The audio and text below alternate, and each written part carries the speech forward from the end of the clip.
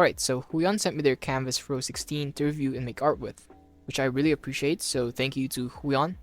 I actually bought my first tablet from Huion when I got into digital art. It was a $20 drawing tablet, which was really small, but since I was just starting out, I didn't really mind. And if I didn't had that back then, I probably wouldn't be doing digital art right now.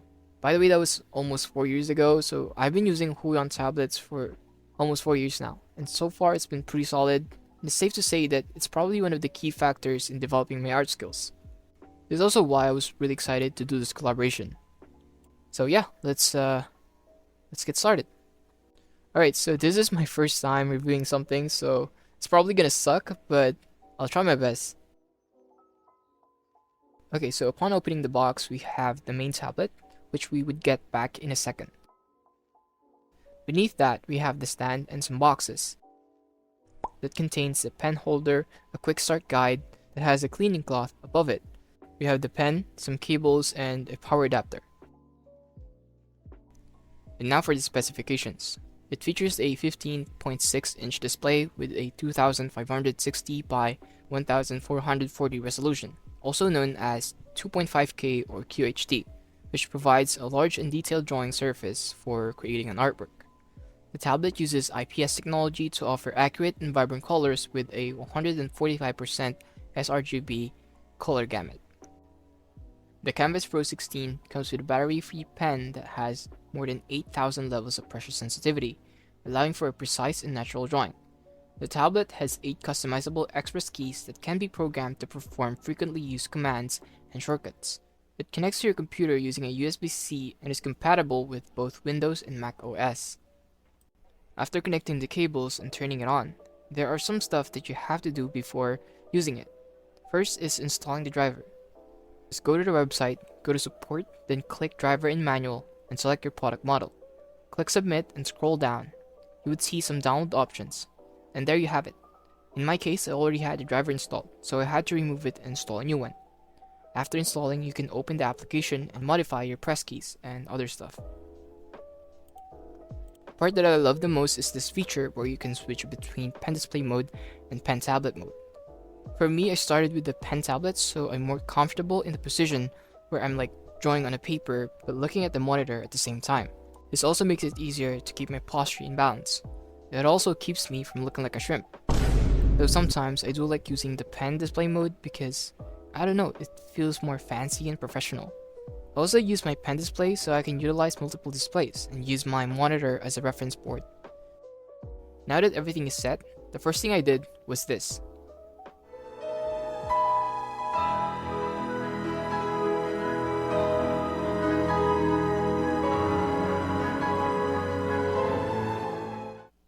Yep, I just wasted my time sketching this goofy Kobini meme. Anyway, let's get to the actual drawing. Now, if you watch some of my videos, you would notice that I suck at drawing, and I mostly rely on references. So let's start with a reference. Let's use this one, that I got from Pinterest. Now we're gonna stylize this. If you wanna get good at art, copy as much references as you can. That's probably the best advice I could give if you wanna start drawing.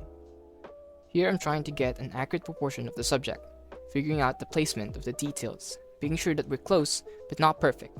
Because it's gonna take a lot of time if we try to perfectly copy the reference.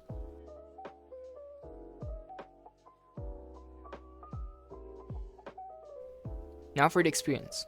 When drawing on the surface, it feels like drawing on plastic.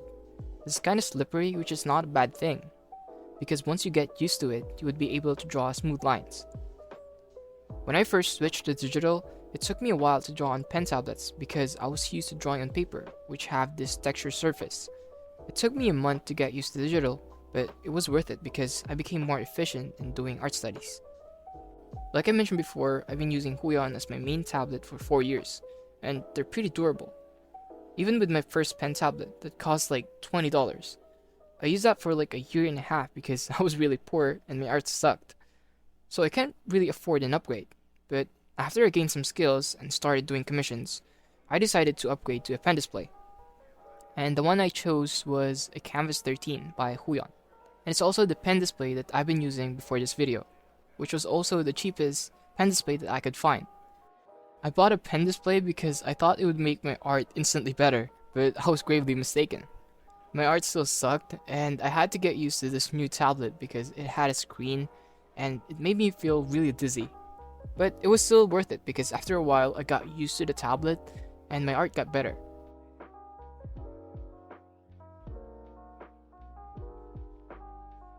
Let's talk about the buttons on the side. At first I didn't use them because I was used to using my keyboard as a shortcut.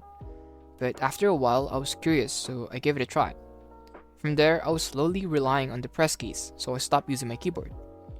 Well, not entirely, but I still use it from time to time when I need some obscure tools. But most of the time I just use the buttons on the side for the shortcut key like zoom, flip, erase, the hand tool, and other stuff. And they're fairly responsive and more efficient. Now, I can't really compare this to other brands because my previous pen display was also Huion, so let's just compare it with that. Okay, so the first noticeable difference is of course the slightly bigger display. I also noticed that the Kamvas Pro 16 has more vibrant colors compared to my previous pen display, and it also looks sharper, which is pretty obvious since it is an upgrade after all.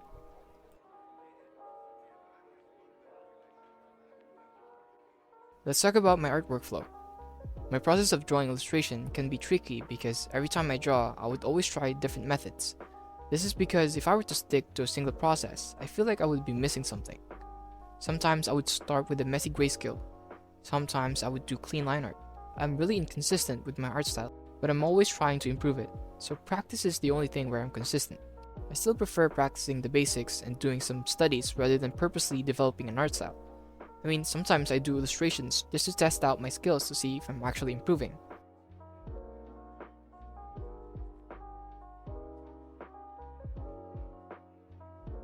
Now let's talk about the actual piece. After getting a decent sketch, I would now proceed to coloring.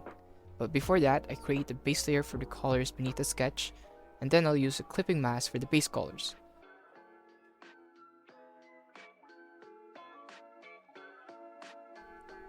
Then I'll add a multiply layer for the shadows, and figure out the lighting.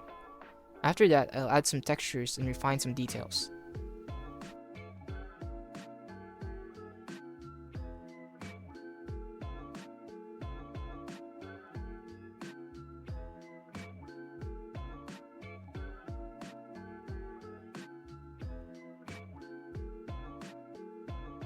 I can't really comprehend color theory because I'm very dumb, so I mainly rely on layer blending modes and a bunch of color adjustment techniques to compensate for my lack of coloring skills.